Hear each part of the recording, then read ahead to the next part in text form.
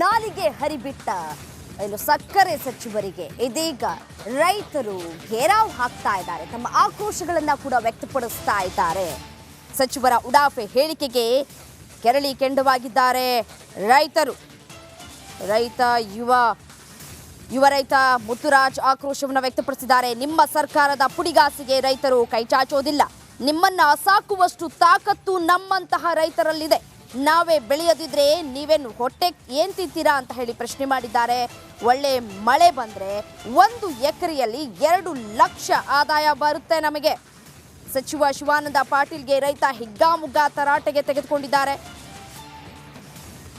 ಪಾಟೀಲ್ ಏನು ರೈತರ ಬಗ್ಗೆ ಮಾತಾಡಬೇಕಾದ್ರೆ ವಿಚಾರ ಮಾಡಿ ಮಾತಾಡು.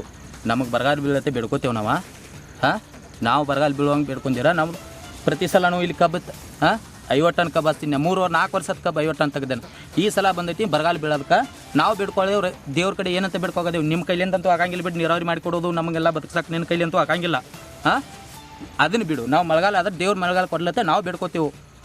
ನಾವು ನಿನ್ನ ಸಾಲ ಸೂಟ ಮಾಡೋ ಸಂಬಂಧ ನಾವು ಹೋತ್ ನಮ್ಮದ ನಂದು 1 ಎಕರೆದಾಗ ಬರ್ತೈತಿ. ನಿಂದು 2 ಲಕ್ಷ ರೂಪಾಯಿ ನಮ್ಮ ಮಳೆಗಾಲ ತೆಗೆದ್ನಂದ್ರೆ ನಾನು ಅಂಥದ್ರೊಳಗೆ ನೀನು ಬರಗಾಲ ಬೀಳತ್ತೆ ಬೇಡ್ಕೋತೇವೆ ಅಂತ ಮಾತಾಡ್ತೀವಿ. ವಿಚಾರ ಮಾಡಿ ಮಾತಾಡ. ಪೈಲ ರೈತರ ಬಗ್ಗೆ ಏನಂತ ತಿಳ್ಕೊಂಡಿನಿ ಅದ್ರ ಬಗ್ಗೆ ಹೇಳ್ಬೇಕು.